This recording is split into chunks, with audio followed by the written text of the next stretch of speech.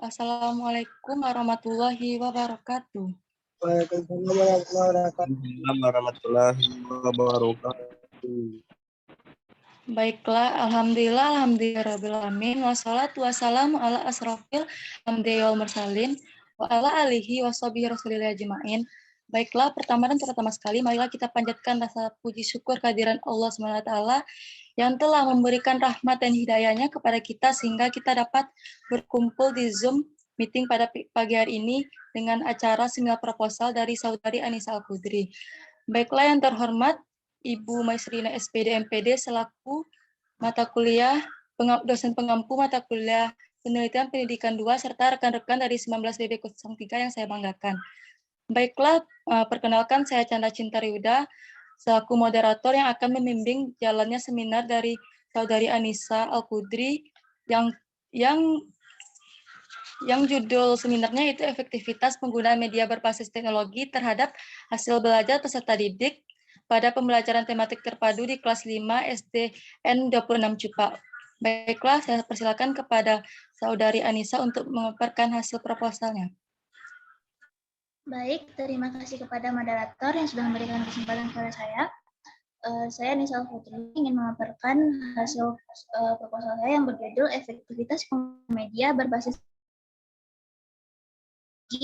terhadap hasil belajar peserta didik pada kelas 5 SDN 26 Cupa.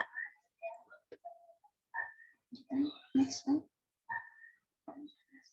Bab 1, pendahuluan, di mana latar belakangnya yaitu proses belajar dan mengajar atau PBM seringkali dihadapkan pada materi yang abstrak dan di luar pengalaman siswa sehari-hari.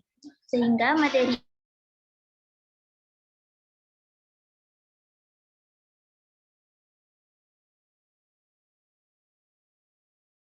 media pembelajaran berbasis IT atau ICT adalah media pembelajaran yang terdiri dari perangkat keras dan lunak serta segala kegiatan yang berhubungan dengan pengolahan data, baik manipulasi, pengumpulan atau akuisisi, pengolahan, penyimpanan,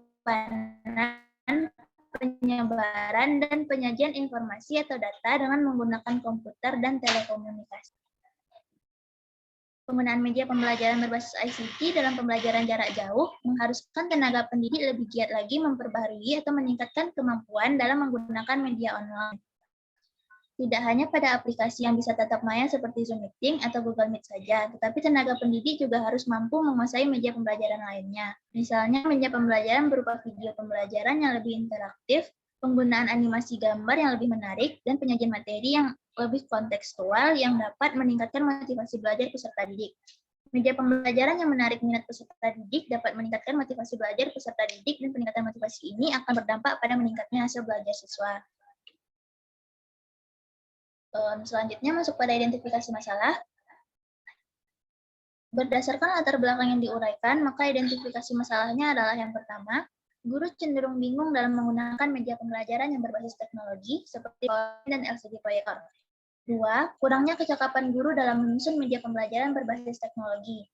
3. Siswa ragu-ragu dalam menyampaikan pendapat maupun bertanya kepada guru mengenai materi pembelajaran yang sudah ditayangkan. 4. Siswa hanya fokus menonton animasi yang disajikan pada media pembelajaran. 5. Siswa lebih tertarik kepada animasi yang ditayangkan ketimbang materi pembelajaran yang dimuat di dalamnya. 6. Ketika dalam jam pembelajaran masih ada siswa yang mengobrol dengan siswa sebelahnya ketika melihat animasi ataupun latar belakang PowerPoint yang menarik perhatiannya. 7. Masih rendahnya nilai PH maupun PTS yang diperoleh oleh siswa yang masih berada di bawah KKM. Selanjutnya masuk pada batasan masalah. Berdasarkan identifikasi masalah di atas, maka pada permasalahan ini peneliti perlu membatasi masalah tentang efektivitas penggunaan media berbasis teknologi terhadap hasil belajar peserta didik pada pembelajaran tematik terpadu kelas 5 SDN 26 Cupa. Yang pertama yaitu hal yang harus diperhatikan dalam menyusun media pembelajaran berbasis teknologi. Yang kedua, efektivitas penggunaan media pembelajaran berbasis teknologi dalam kegiatan belajar mengajar di dalam kelas. Selanjutnya, rumusan masalah. Yang pertama, bagaimana menyusun media pembelajaran berbasis teknologi agar siswa tertarik pada materi pembelajaran bukan hanya sekadar animasi yang disajikan.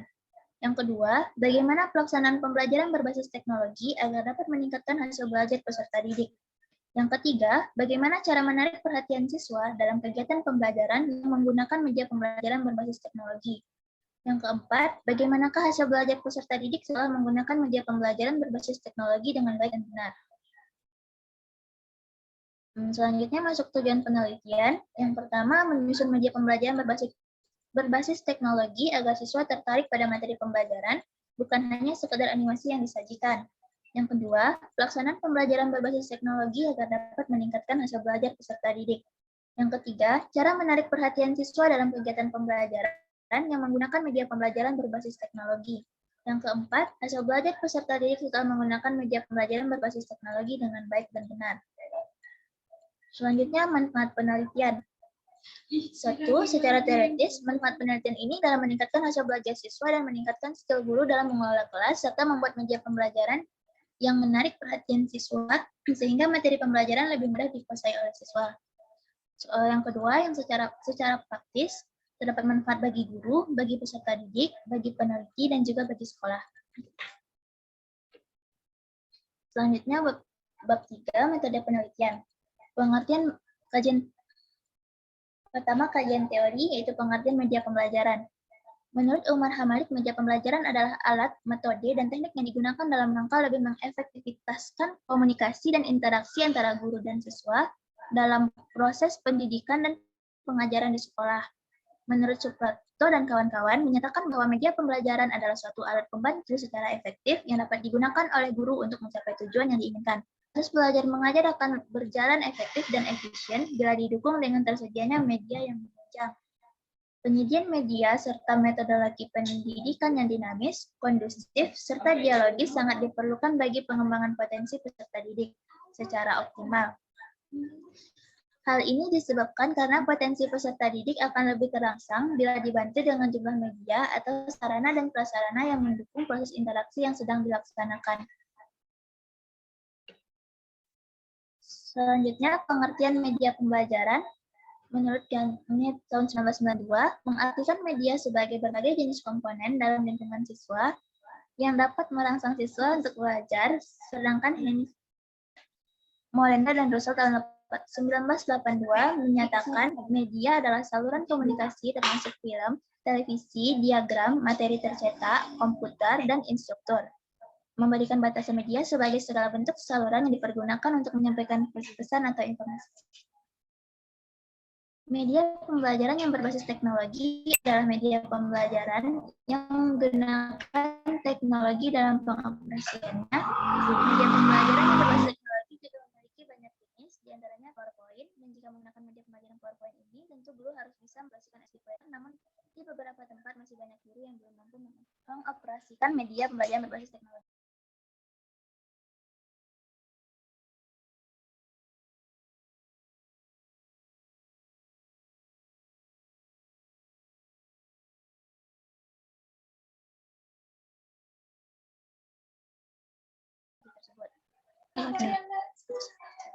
Selanjutnya, jenis penelitian. Penelitian ini merupakan penelitian kuasi eksperimen dengan menggunakan analisis data kuantitatif.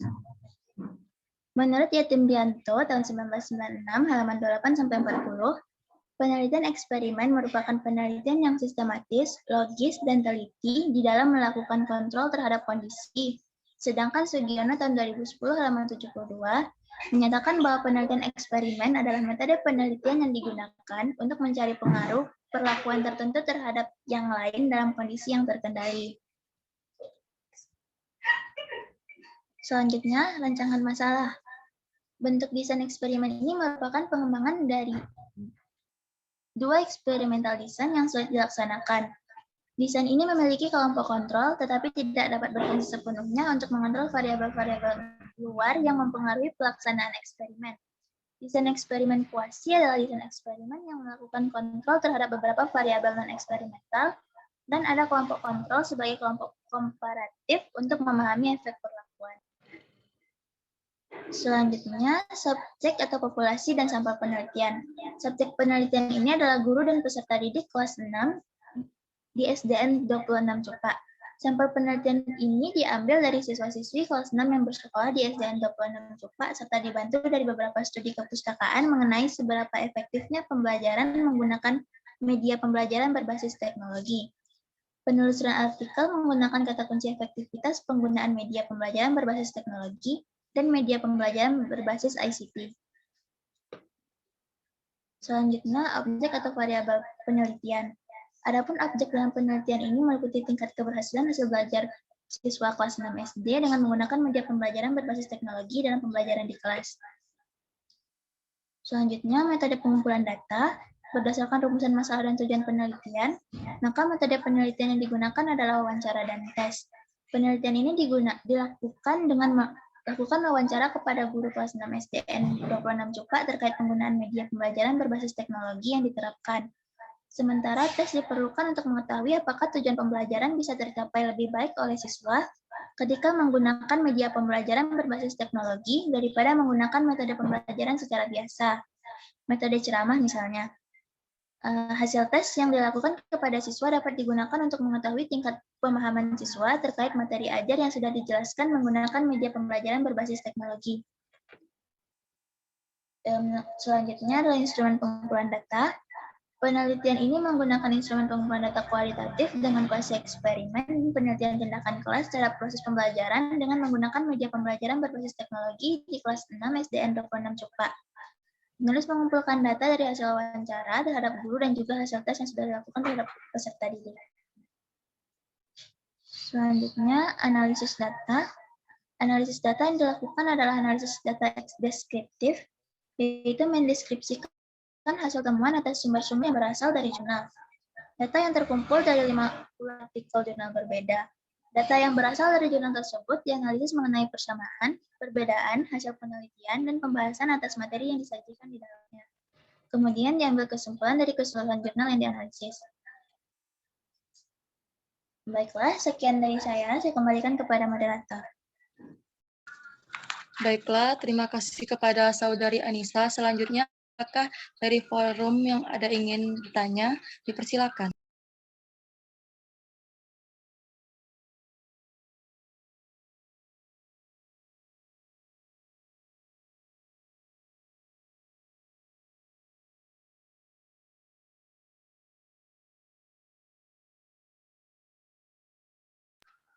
Baiklah, jika tidak ada, langsung saja kepada kontributor 1 untuk memberikan tanggapannya.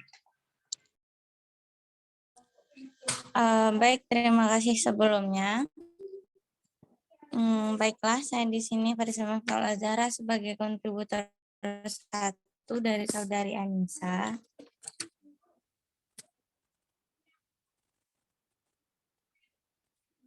Baik, di sini untuk proposal dari Saudari Anissa sendiri sudah bagus dan sudah baik.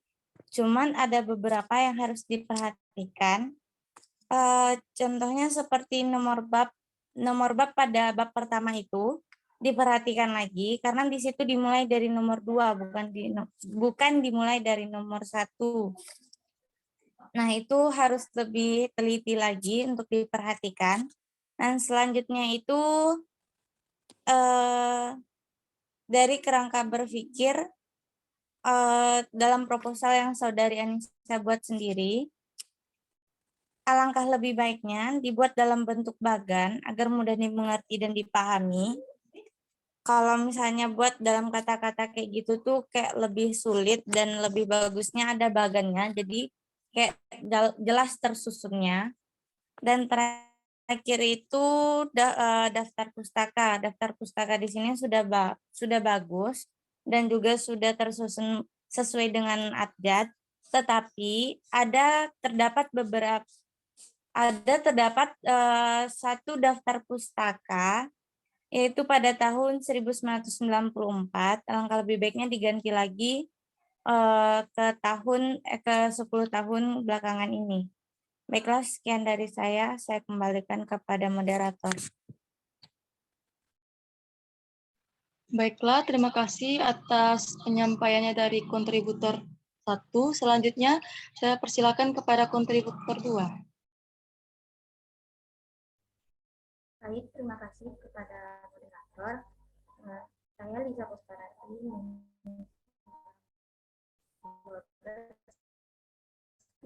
dilaksanakan. Di sini saya sebagai peneliti 2, mungkin sudah mengatakan itu untuk waktu penelitian tidak ada pada bab 3-nya, yaitu metode penelitian. Dan pada batasan masalah, pada bab 1 tidak sinkron dengan rumusan masalah dan tujuan penelitiannya. Selanjutnya pada tujuan penelitian, pada awal paragrafnya lebih baik dijorokkan ke dalam untuk format penulisannya. Selanjutnya pada kajian teori masih ada beberapa bahasa asing yang tidak ditulis dengan format miring. Kemudian untuk penulisan judul pada tulisan SBN seharusnya itu huruf yang di sini tidak dipisah dengan isinya. Ya.